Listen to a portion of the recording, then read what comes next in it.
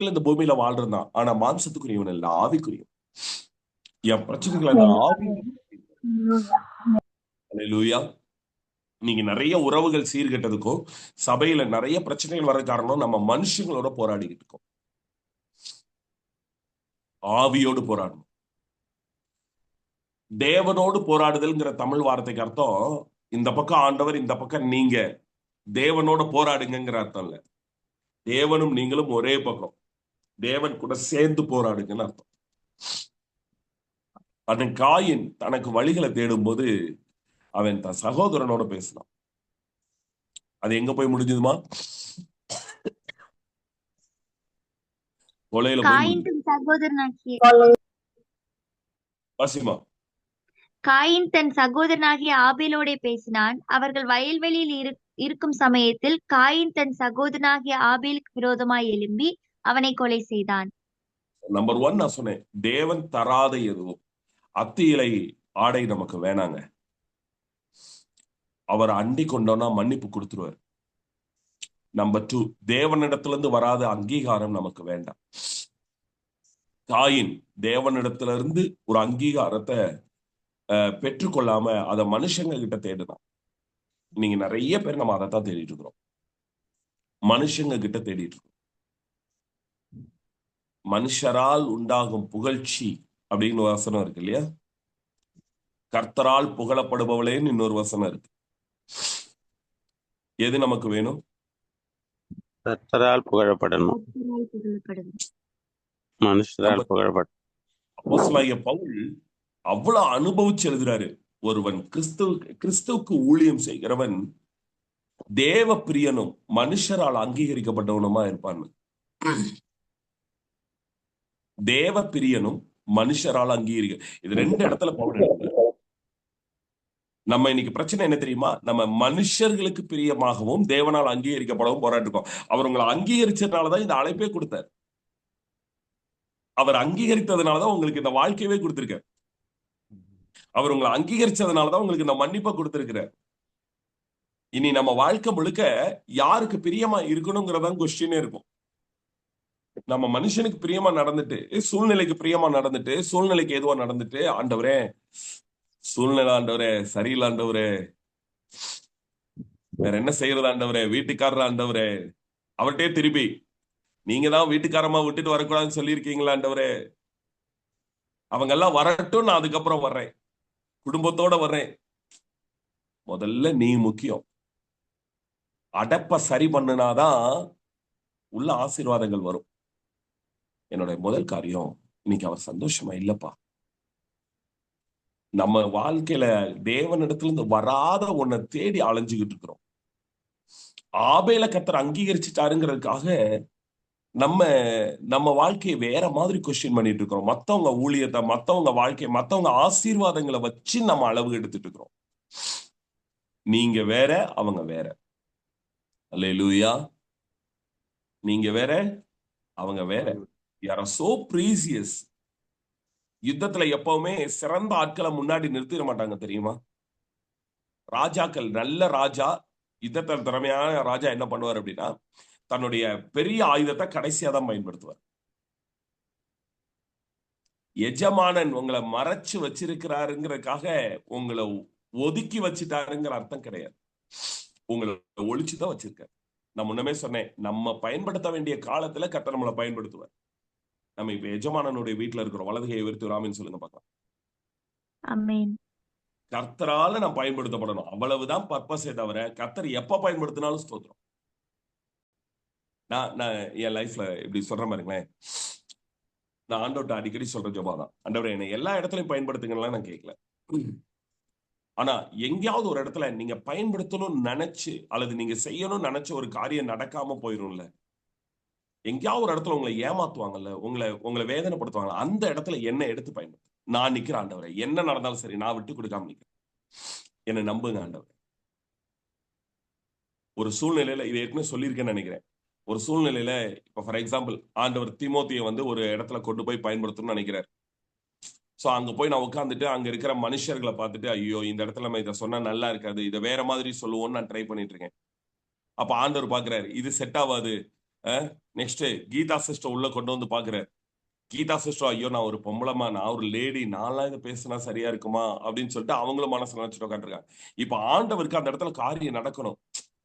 ஏற்கனவே 2 பேரை அனுப்பி என்ன பண்ணிட்டாங்க, ஆண்டவர் ஏமாற்றம் அடைஞ்சிட்டார். இப்ப அந்த இடத்துல ரோஷன் பிரதர் வர வேண்டிய சூழ்நிலையே கிடையாது. ஆனா ரோஷன் பிரதர் அந்த ரூம்குள்ள வராருன்னு வச்சுக்கோங்களேன். இப்ப ஆண்டவருக்கு ஒரு பெரிய ஹாப்பினஸ் வரணும் பாருங்க. ஏய் போங்கடா, என் புள்ள வந்துட்டான், என் சித்தத்தை மட்டும் செய்வான், என்ன மட்டும் என் பிள்ளை மேன்மைப்படுத்துவான் அப்படின்னு ஆண்டவருக்கு அந்த சூழ்நிலைக்குள்ள ஒரு ஜாய், ஒரு சந்தோஷம். அந்த ஒரு வாழ்க்கை தாங்க நான் ஜெபம் பண்றேன். அந்த வாழ்க்கையில எதுவா வேணா இருக்கட்டும், பிரசங்க பீடம் மட்டுமல்ல, என் வாழ்க்கையின் எல்லா பக்கங்களிலும் என் ஆண்டவர் சந்தோஷப்படுற ஒரு வாழ்க்கை. அது தேவனிடத்துல இருந்து வராத ஒன்ன வச்சு வராது. நம்பர் 3 6வது அதிகாரத்துக்கு நேரத்துக்கு 2வது வசனம் வாசிங்கம்மா. தேவகுமாரர் மனுஷகுமார்த்திகளை அதிகம் சௌந்தரியம் உள்ளவர்கள் என்று கண்டு அவர்களுக்குள்ளே தங்களுக்கு பெண்களை தெரிந்து கொண்டார்கள். தேவகுமாரர் மனுஷகுமாரத்திகளை அதிக சௌந்தரியவதிகள் என்று கண்டு அவர்களுக்குள்ளே தங்களுக்கு பெண் கொண்டார்கள். அடுத்த வார்த்தை அப்படியே சேர்த்துருமா. அப்பொழுது கர்த்தர், என் ஆவி என்றைக்கும் மனுஷரோட போராடுவதில்லை, அவன் மாம்சம் தானே, அவன் இருக்க போகிற நாட்கள் 120 வருஷம் என்றார். ஒரு லெவலுக்கு மேல ஆண்டவர் எந்த அளவுக்கு ஆயிட்டாரு பாருங்க. ஒரு 2 ஜெனரேஷன் வந்திருக்க பிரதர், இல்ல ஒரு 5-6 ஜெனரேஷன் தான் வந்திருக்கு. 7 ஏனோக்கு இல்லையா, ஏனோக்கு அடுத்து லாமேக்கோட நோவா, 9வது ஜெனரேஷன் தான். அதுக்குள்ள ஆண்டவர் வெக்ஸ் ஆகிற அளவுக்கு பண்ணிட்டாங்க பாத்தீங்களா. ஒரு 9 தலைமுறை தான் வந்திருக்கு. தேவனிடத்துல இருந்து வராதது மட்டும் இல்ல, தேவனிடத்தில் என்னை வர தடுக்கிற எதையுமே நம்ம அப்புறப்படுத்தியே ஆகணும். அவர்கள் தங்களுக்கு ஒரு மனவாட்டியை தெரிந்து கொள்றாங்க, தங்களுக்கு ஒரு பெண்களை தெரிந்து கொள்றாங்க. அவர்கள் அழகானவர்கள், சௌந்தரியவதிகள்னு பார்த்து அவங்க கிட்ட என்ன பிளஸ் இருக்கு, நல்ல கவனி. இந்த உலகத்துல ஒருத்தன் நம்மளை சேர்த்துக்கிறான்னா நம்ம கிட்ட ஏதோ ஒண்ணு இருக்குன்னு அர்த்தம். அது அவனுக்கு தேவை. இந்த உலகத்தின் எல்லா உறவுகளும் ஏதோ ஒரு தேவையை அடிப்படையாக கொண்டது. ஆனா ஆண்டவராக இயேசு கிறிஸ்து மட்டும்தான் உங்களையும் என்னையும் அவர் ஏதோ ஒரு தேவைக்காக பயன்படுத்தாம நம்மளை அழைச்சு பயன்படுத்துறார். We are called when we are nothing. We were called by when we are not able to do nothing. எதையுமே செய்ய முடியாம இருக்கும் போது, செய்ய லாய்க்கு இல்லாம இருக்கும் போது, ஒர்த் இல்லாம இருக்கும் போது அவர் நம்மளை அழைக்கிறார். பிரயோஜனம் இல்லாதவர்களை அழைச்சு உருவாக்கி அவர் பயன்படுத்துறார். ஆனா நம்ம என்ன பண்றோம் தெரியுமா, அவர் கொடுத்து பயன்படுத்த வச்சிருந்தது எல்லாத்தையும் இன்னைக்கு நம்ம அவருக்காக பயன்படுத்த வேற எதையோ செஞ்சுட்டு இருக்கிறோம் பாருங்க. கொஞ்சம் அப்படி ரீவைண்ட் பண்ணி பாருங்களேன். என்னமா கீதம் ஏதோ சொல்றாங்க. ஓகே. சோ என்னோட 3வது விஷயம், தேவனிடத்தில் என்னை வர தடுக்கிற எதுவும். அங்க ஆண்டவர் மனுஷகுமார்த்திகளை தேர்ந்தெடுத்ததுனால பிரச்சனை கிடையாது. தேவகுமாரர்கள் மனுஷகுமார்த்திகளை தேர்ந்தெடுத்ததோட விளைவு என்ன ஆச்சா? 4வது வசனத்தை வாசிமா. பின்பு தேவகுமாரர், அந்நாட்களில் ராட்சசர்கள் பூமியில இருந்தார்கள். பின்பு தேவகுமாரர் மனுஷகுமார்த்திகளோட கூடுகிறதினால் இவர்கள் அவர்களுக்கு பிள்ளைகளை பெற்ற போது இவர்களும் பூர்வத்திலே பெயர் பெற்ற மனுஷராய் பலவான்களானார்கள். உங்களுக்கு எத்தனை பேருக்கு நான் சொல்ல வர்றது புரியுதுன்னு தெரியல. ராட்சதர்கள் உருவாக அல்லது அந்த மாதிரி ஒரு ஜெனரேஷனை உருவாக்குற அளவுக்கு இங்க சூழ்நிலை போயிடுச்சு. இந்த பலவான்கள் தான் எழும்பி பின்னாட்கள்ல தேவனுக்கு எதிரான ஒரு சேனையை எழுப்பி பாபேல் கோபுரங்களை உருவாக்குறதெல்லாம் நம்ம பார்க்கிறோம். ஆரம்பம் நமக்கு தெரியாதுங்க, இது என்னங்க ஒரு இயல்பு தானுங்க, டீனேஜ்ல வர்றது ஒரு ஈர்ப்பு தானுங்க, இன்ஃபாக்சுவேஷன் தானுங்க, ஹார்மோன் சேஞ்ச் தானுங்க. இல்ல ஊழியத்துல இதெல்லாம் சகஜம் தானங்க சார். இந்த சகஜம் தான் நம்மளை கொண்டு போய் சமாதி கட்டிரும். ஆரம்பம் நமக்கு தெரியாது சகோதரா. ஆசீர்வாதங்கள் எல்லாமே தேவனுடைய அங்கீகாரத்தின் அடையாளம்னு நினைச்சுக்கிட்டு இருக்கிறோம். சாரி, ஆசீர்வாதங்கள் எல்லாமே தேவனுடைய அங்கீகாரம்னு நினைச்சிட்டு இருக்கிறோம். கிடையாது, அது அங்கீகாரத்துடைய ஒரு பகுதி. blessings is not the evidence of proof of recognition. It is one of the sign. That's all. எனக்கு அன்பான தேவ பிள்ளையே, ஆக்சுவலா இன்னைக்கு இந்த கிளாஸை நான் வேகமா முடிக்கணும்னு தான் பார்த்தேன். பட் என்னால முடியல. என் ஆண்டவர் தெளிவா பேசுறத பாக்குறேன். உன்னை குறித்து உன் மனவாளனுக்கு சந்தோஷம் இல்லம்மா. என்ன பாஸ்டர் இப்படி சொல்லிட்டீங்களே, எவ்வளவு கிரையம் செலுத்தி ஊழியம் செய்யறேன் தெரியுமா? நாங்க இருக்கிற இடத்துல எவ்வளவு கஷ்டப்பட்டு நாங்க ஊழியம் செய்யறோம் தெரியுமா? இந்த குடும்ப வாழ்க்கையை நடத்துறதுக்கு நான் ஆண்டவருடைய நாமத்துக்காக நான் எவ்வளவு இழந்துட்டேன்னு தெரியுமா? அப்படியே திரும்பி யோசிச்சு பாருங்க. நீங்க இழந்த இழப்புக்கு மேல கர்த்தர் உங்களுக்கு எனக்கு செஞ்சிட்டு இருக்கு. நம்ம இழந்த இழப்புக்கு மேல கர்த்தர் செஞ்சிட்டு இருக்கிறேன். நம்ம கொடுத்த தியாகங்களுக்கு மேல செஞ்சிட்டு இருக்கோம். நம்மளாம் நம்முடைய இழப்பை வச்சு தேவனுடைய காரியங்களை அளவிடுறோம். நான் அழைப்பை வச்சு காரியங்களை அளவிடுங்கன்னு சொல்றேன். அவர் ஆனந்தமற்ற மனவாளனா, மகிழ்ச்சியற்ற மனவாளனா இன்னைக்கு இருக்கிறார். கர்த்தர் நம்ம கொடுத்த டெரிட்டரியில தேவன் தராத அத்தி இலைகளை உடுத்தி கொண்டு இருக்கிறோம். தேவன் ஏதேனையே கொடுத்தார். தேவன் ஆளுகையை கொடுத்தார், ஆசீர்வாதங்களை கொடுத்தார், அபிஷேகங்களை கொடுத்தார். அது எல்லாத்தையும் விட்டுட்டு அத்தி இலைகளை கையில வச்சுக்கிட்டு இருக்கிறோம். ஆண்டவருக்கு சந்தோஷம் இல்லை. ஆபேலுடைய பலியை அங்கீகரிச்சாரு, என் பலியை அங்கீகரிக்கலைன்னா வழக்கு கர்த்தரோட. கர்த்தரிடத்துல வழக்காடாம சக மனுஷர்கள் இடத்துல வழக்காடி வார்த்தைங்கிற கத்தி எடுத்து அவர்களுடைய ஆத்மாவை நாசப்படுத்திக்கிட்டு இருக்கிறோம். ஆண்டவர் கொடுக்காத அங்கீகாரம், ஆண்டவர் தராத அங்கீகாரம், ஆண்டவரிடத்துல இருந்து வராத அங்கீகாரம். ஆண்டவர் சந்தோஷமா இல்லை. மூன்றாவது, ஆண்டவரிடத்தில் என்னை வர தடுக்கிற சௌந்தரியமான ஆசீர்வாதங்கள், சௌந்தரியமான காரியங்கள் வேண்டாம்ப்பா, வேண்டாம். எனக்கு பெரிய சந்தோஷமே நீங்க மட்டும்தான்.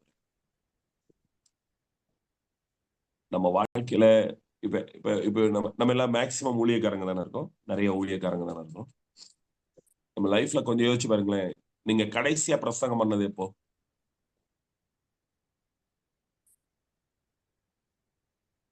கடைசியா எப்ப பிரசங்கம் பண்ணீங்க? பலிபீடத்தில் நின்று பிரசங்கம் பண்ணது? என்னங்க இவ்வளவு யோசிக்கிறீங்க? Last Sunday.